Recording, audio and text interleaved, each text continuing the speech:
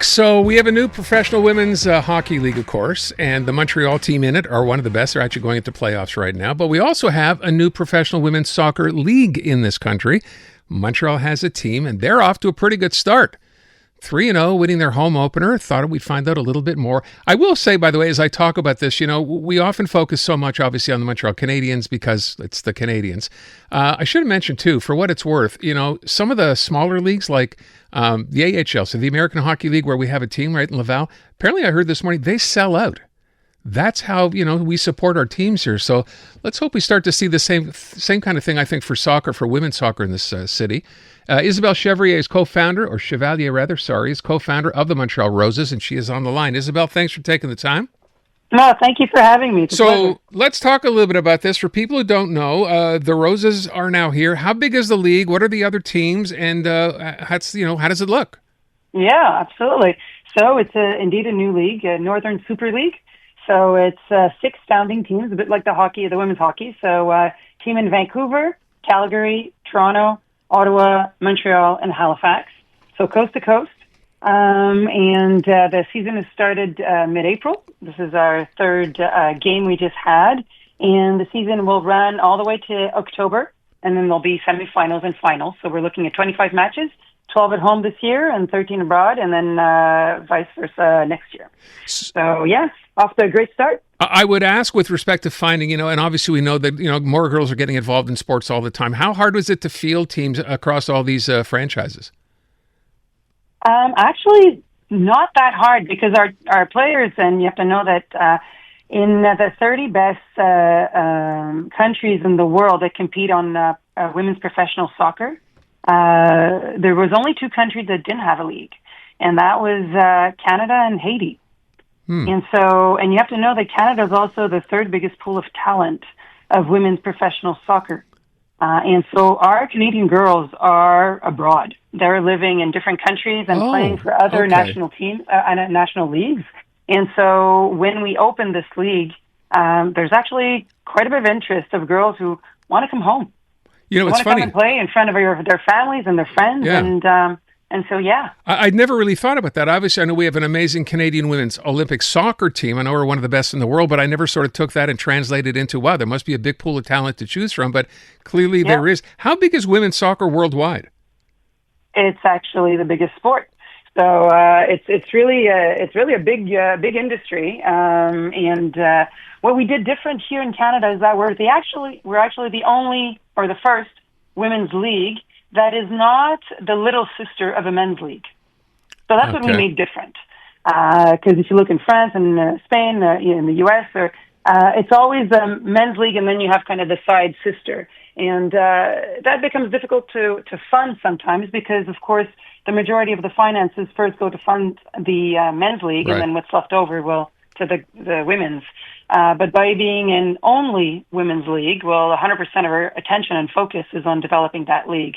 And that gives it for building proper installation and really have that focus to really ensure that the girls have everything they have to thrive and be as strong as possible and at the best of their talent. Programs like this, typically you look to schools, high schools, universities, where sports get bigger and bigger and bigger. Is that something that's starting to happen with soccer for girls at least as well? Absolutely. So there's already quite a bit of a soccer system, if you like, with Quebec soccer, Canada soccer, in some of the universities. But now to be that missing link and to really kind of pull everything up, to have that professional league, whereas before the girls at 16, 17, they have to leave the country. So now there is something for them after that, and we're definitely going to keep on. We have a lot of talent, but this is going to develop even more talent. So I would guess if I had to think about this, given the fact that you have a fairly short schedule, it's somewhat weather dependent, obviously. What happens when you're done as a player on this or any other team in this league? Can you subsist on the salary you make playing soccer in this league, or do you need to find another job? How does that work? Oh, that's a great question, and that's one of the things we really wanted to get at from the year one, because right now in most leagues, unfortunately, women need to work a side job to actually make a living. And we decided that was enough with that. If you're a pro, you're supposed to be living out of that. And so for the first year, every club has a salary cap of 1.5, actually going to 1.6. And the minimum salary is $50,000. Okay. So every given player will make no less than $50,000. And you also have housing, and they're fed. And so that's the minimum. And then you have to fit in that cap, and you have a DP, so the designated player has no salary cap, so that can go to whatever amount we want. So you can actually allow it. And that's the first year. And our objective is, of course, to keep on pushing that envelope. So I would also wonder, sponsorship makes up sometimes a lot more Absolutely. money, right? So you're looking obviously to expand that, TV deals, that kind of thing, that in the works? Yeah, absolutely. Actually, we already have over 40 sponsors already just for our team. Wow. The Montreal Roses, absolutely. And great guys are showing up. We've got main sponsors like Canadian Tire, we've got Toyota, we've got Metro, Intact, Sico. These are all the guys on our jersey. And we've got Le Stade Boréal that we got recently. And so a total of 40, so I won't name them all. But companies are wanting to be part of this change, and they also realize that they're actually talking directly to women.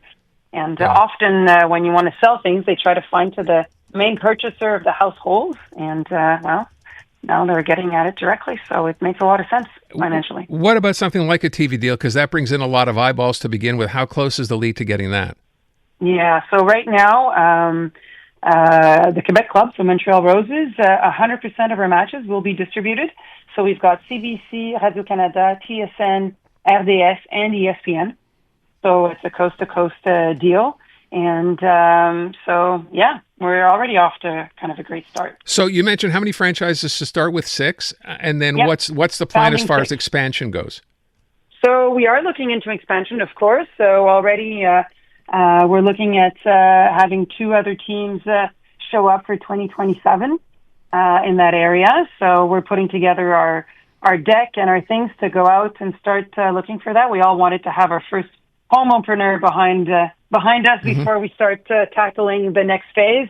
And as you can see, we're going fast because we started building this league 2 years ago, building the club a year ago. We had our home opener this Saturday, and already we're talking about expansion. So, I really wonder, operating at a quite fast pace, I can say. I wonder, I'm remembering back to when, the PWHL started, a lot of people looked at that, and that was a huge step, right, to have women's sports, in this case hockey, to see if it would be successful or not. I think some people are probably on the fence. It has turned out to be more successful beyond anyone's, I think, wildest dreams, regularly selling out arenas where they play. You use that as a model for this league? Actually, we actually purchased the franchise and got into the adventure before the hockey came out. Oh. Yeah. Okay. Yeah. And so I guess they're just confirming our analysis and our market analysis. We were very confident. This is not a fade, like a passing trend. It's a very heavy trend. And we all know sports industry is a very big business. Yet you're only catering to 50% of the population. Right. And so right now you're seeing this big raise from it, like hockey, but also basketball, soccer, there's tennis, and the population is there and consuming these products. And it becomes to be a bit of a different kind of product, but yet very entertaining still. And the crowds are there, and the sponsorship is there, the investments are there. And so all these elements that create that virtuous cycle are coming into play. And timing is good. And if in Canada, we can't have women's sports, we're such a already equal country, and these are in our really fundamental values. There's no reason why this wouldn't have a good feat. Right? Listen, I wish you the best. By the way, tell everybody, you play your home games in Laval? Yeah, so it's called the Boréal Stadium. It's in Laval, second sortie of the 15th. Mm-hmm. This Saturday, May 10th, we have our second game. Please come in big gangs. It will be amazing. We just have this one promo that came out today for Mother's Day. So buy one ticket, get one free. Bring your families. Nice. This Saturday, May 10th, is our second game. So we had an awesome time, and we tested, because not only is it a new team, it's also a new stadium. So it was quite the test last Saturday for a new stadium, new sound system, electricity, the whole 9 yards of that happening. And it was actually a true success. The crowds were amazing, and the players gave it all, and it was just a really Good for special you. moment. Wish you nothing but the best. A great team. Get out there and support it. The Montreal Roses, Montreal's Thank you so soccer much. team, playing out in Laval. Right. Isabelle, thank you so much. Appreciate your time.